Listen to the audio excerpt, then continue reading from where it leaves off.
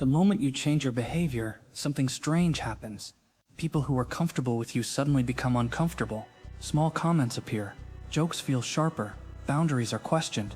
This is not coincidence. This video will explain why people test you when you change, why resistance appears the moment you improve, and how these tests are not personal attacks but psychological recalibrations. By the end, you'll know how to pass these tests calmly without losing control or reverting to your old role. Every social group runs on invisible agreements.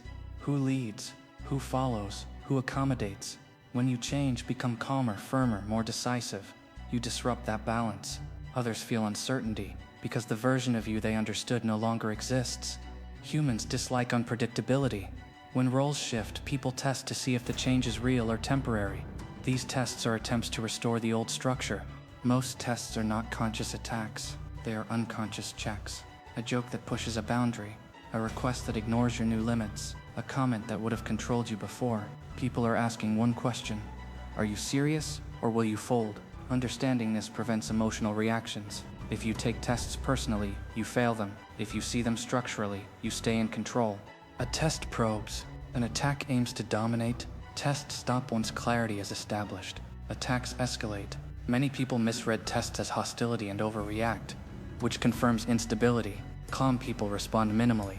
They don't defend, they don't explain, they let their new behavior speak. Once consistency is proven, tests fade. Stability ends questioning. When you are overly nice, people learn that pressure worked on you. Change threatens that leverage, so pressure increases temporarily. This is why becoming firm initially feels harder than staying weak. People push because they are losing access. The mistake is thinking this means you should soften. In reality, this is the final resistance before acceptance. Tests appear subtly. Someone interrupts you to see if you stop speaking. Someone makes a dismissive joke to see if you laugh it off. Someone ignores a boundary to see if consequences exist. These moments are small, but they decide everything. Control is not lost in big confrontations. It is lost in tiny allowances. When tested, many people explain their new behavior. That destroys the shift. Explanation reopens negotiation. Tests are not about logic. They are about consistency. Calm repetition beats reasoning. The more you explain, the more you signal uncertainty. Silence or brief clarity communicates finality. Calm is critical during tests because emotion is what others are looking for. If they can trigger emotion, they regain control. When you remain calm, the test has no feedback, no reward, no escalation. Calm deprives the tester of information.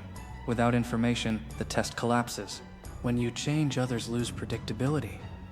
Predictability feels safe.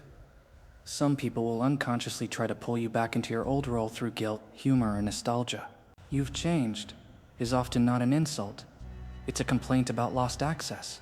If you apologize for growth, you teach others that pressure still works. When someone says you've changed, don't defend, don't explain. Acknowledge calmly and move on. This response reframes change as intentional, not accidental. The more neutral you are, the faster others accept it. Justification suggests doubt. Acceptance suggests certainty. If tests escalate, it means the person benefited significantly from your old behavior. At this stage, boundaries must be reinforced through action, not words. Reduced engagement, less access, distance. You don't announce consequences, you apply them.